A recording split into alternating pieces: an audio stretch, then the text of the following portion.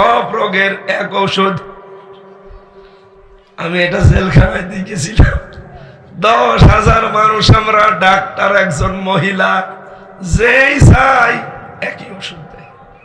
ওখানে কোনো ওষুধ নেই, ওই প্যারাসিটামল আর নাপা। যদি বলেন মাথা ব্যথা ওইটাই, পেট ব্যথা ওইটাই, নোনো ব্যথা। আমার নিচে একটা ছেলে থাকতো 22-23 বছর বয়স, এত দুষ্টু।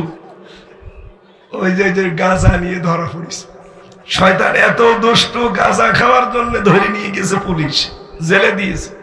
ও জেলে যে গাঁজা লাগিয়েছে, গাঁজার গাছ লাগিয়েছে।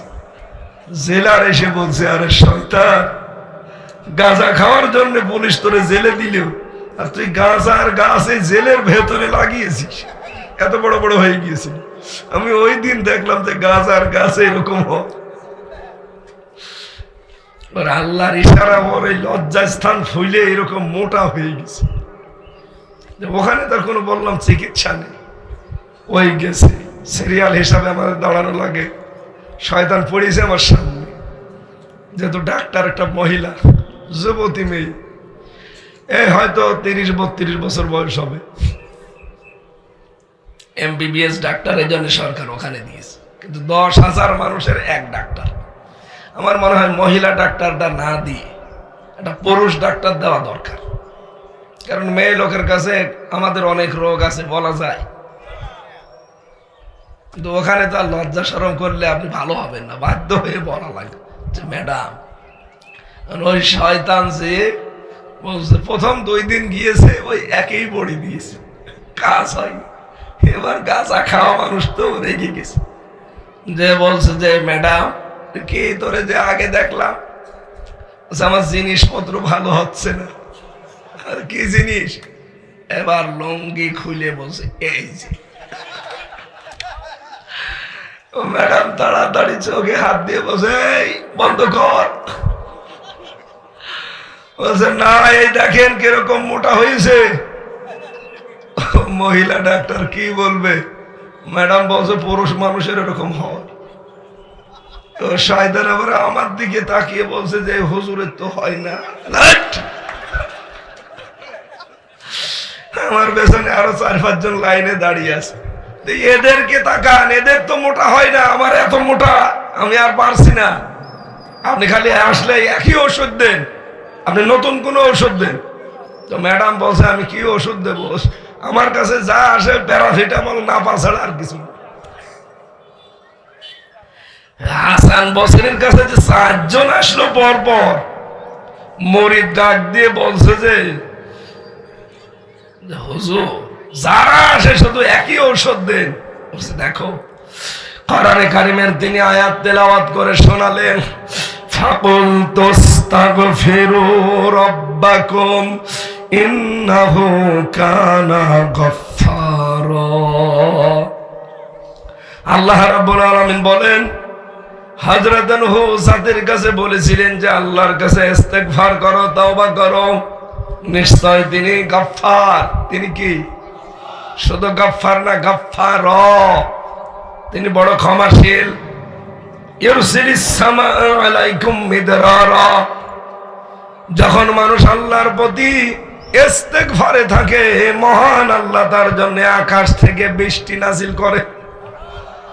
যেই লোকটা বলেছিল আমার ফসল আদি হয় না, তার জন্য কি দরকার বলেন বলেন? ওয়ায়ুমদিদকুম বিআমওয়ালি ওয়া বানিন। আল্লাহ বৃদ্ধি করে দেয় তার মাল এবং সন্তান। যেই লোকটা বলেছিল আমার ছেলে মেয়ে হয় না, তার কি দরকার? ওয়ায়াজআল লাকুম জান্নাত। যে লোকটা বলেছে আমার বাগান আদি সব নষ্ট হয়ে যাচ্ছে, জান্নাত মানে বাগান, জান্নাত মানে কি? ওয়ায়াজআল লাকুম আনহারা। নহরের বহু বছর আনহার, নদী নহর। তার মানে 4টা দোয়া এর ভেতরে আছে। যাদের যাদের যে যা প্রয়োজন আল্লাহ আয়াতের ভেতরে দিয়েছে, আমি তো এইটাই তাদেরকে শুনিয়ে দিলাম যে ইস্তেগফার করো, সন্তানাদি আল্লাহ দেবে। মেয়েরা যারা এসেছেন, আজ কত মেয়ে ছেলে 2 বছর 5 বছর 10 বছর সন্তান হয় না, তখন বাজারে যায়, মাজারে যায়, বাবার কাছে যায়। এই কথা বলেন দেখেন। কিছুক্ষণ আগে একজন এসেছিল আমার কাছে, হুজুর পানি পড়ে দেন। আমি আরম্ভ করলাম সূরা ফাতিহা পড়া, কিছুক্ষণ পরে কানের কাছে মুখ দিয়ে বলছে, হুজুর যেন ছেলে হয়।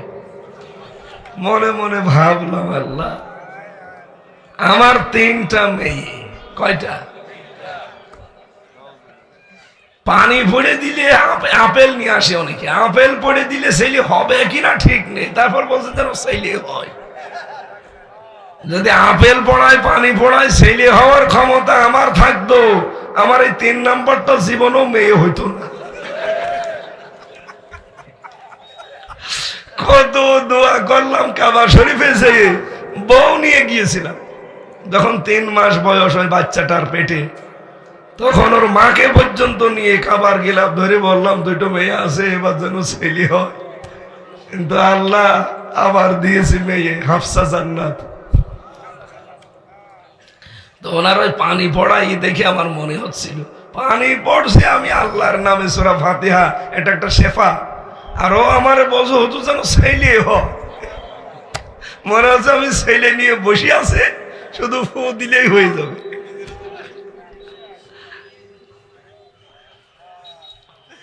একবার বগুড়া না কোন জায়গায় যেন মাহফিলে, একটু বয়স্ক মতো, আমার ছাড়া বড়, এসে আমারে বলছো, হুজুর এই যে টাকা নেন। কত গরিব মানুষ তো, 200 টাকা দিয়েছে, নতুন টাকা 200 টাকা দিয়ে। কি এই টাকা কিসের? আপনাকে আমি হাদিয়া দিলাম, আপনি দোয়া করেন। কিসের দোয়া? আমার ছেলে মেয়ে হয় না, আমি একটা ব্যবসায়ী মানুষ, আর 10 বছর আমার বাচ্চা কাচ্চা নেই, সংসার এখন ঠিকাদায়, আপনি একটু দোয়া করেন, এই 200 টাকা নিন, আমি একটা ব্যবসা করি ছোটখাটো। টাকা ওরে দিয়ে বললাম, দাঁড়ান। আমার পকেট থেকে 500 টাকা একটা নতুন টাকা বের করে বললাম, এই নেন। হুজুর 200 টাকার পরিবর্তে 500 টাকা দিচ্ছে। বললাম যে, রে ভাই, দোয়া দিয়েই যদি ছেলে মেয়ে হয়েছে, তো আমার পর 3টা মেয়ে হয়েছে, এখনো ছেলে হয় না, আর আপনি এসেছেন বারবার মেয়ে হয় না। ওই লোকটার মেয়ে হয়, ছেলে হওয়ার জন্য দোয়া নিতে। দোয়া দেওয়াই কাজ না, দোয়া করেন আমি আমার কাছে না, আল্লাহর কাছে করেন। কত মানুষ আমরা এই যে আমল গুলো বাদ দিয়ে শুধু পরনির্ভর হয়ে বাবার প্রতি, কবরের প্রতি, মাজারের প্রতি, দুর্গার প্রতি, দরগার প্রতি না, আপনি ইস্তেগফারের আমল চালু করেন। আমাদের জাতির পিতা হযরত ইব্রাহিম 86 বছর পর্যন্ত কোন সন্তান তিনি পাননি। কত বছর? আরো জোরে বলেন। 86 বছর তিনি আমল করেছিলেন। আল্লাহ, তোমার কাছে আমি চাই সন্তান, রব্বি হাবলি মিনাস সালিহিন। শেষ করি পয়েন্টগুলো, তাহলে আপনারা হয়তো কিছুটা পাবেন। 3 নম্বরে শয়তান বলে, হে রাসূল, আপনার উম্মতের ভেতরে আমার বন্ধু হচ্ছে যারা কৃপণ ধনী। 4 নম্বরে যারা খেয়ানতকারী। 5 নম্বরে যারা পণ্য ক্রাইসিস করে। 6 নম্বরে, 7 নম্বরে যারা জেনাকারী।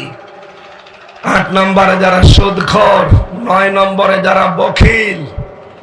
9 নম্বরে, 10 নম্বরে যারা মাদক দ্রব্য খায় এবং আমদানি করে। নবীজির উম্মতের ভেতরে কয় প্রকার মানুষ পেলাম শয়তানের বন্ধু? আমরা কেউ কি এই 10 প্রকারে, কে 1 প্রকারেও আছি? আল্লাহ আমাদেরকে যেন এই 10 প্রকার থেকে মুক্ত করেন। ওই দিন শয়তান নবীজির কাছে বলেছিল, হে রাসূল, আপনার উম্মতের ভেতরে 20 প্রকার মানুষ আমার শত্রু। 10 প্রকার মানুষকে তো আমি বন্ধু মনে করি, আর 20 প্রকার মানুষকে আমি শত্রু মনে করি। সেই 20 প্রকারের প্রথম প্রকারই এই যে এইটা, যারা তাওবাকারী, সব সময় যারা ইস্তেগফার করে, এই মানুষগুলো শয়তানের শত্রু। আমরা কি বন্ধু হতে চাই না শত্রু? আরো জোরে বলেন। সুতরাং আজকে থেকে আমলটা, ওযু থাক, গোসল থাক, পাক থাক, নাপাক থাক, যে কোনো অবস্থায় সব সময় মুখে লাগিয়ে রাখবেন, আস্তাগফিরুল্লাহ। বলেন আস্তাগফিরুল্লাহ, আস্তাগফিরুল্লাহ, আস্তাগফিরুল্লাহ।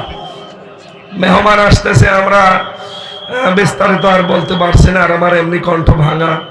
উনি আসলে আমরা বিস্তারিত কথা শুনবো উস্তাদের কাছে ইনশাআল্লাহ। আসসালামু আলাইকুম।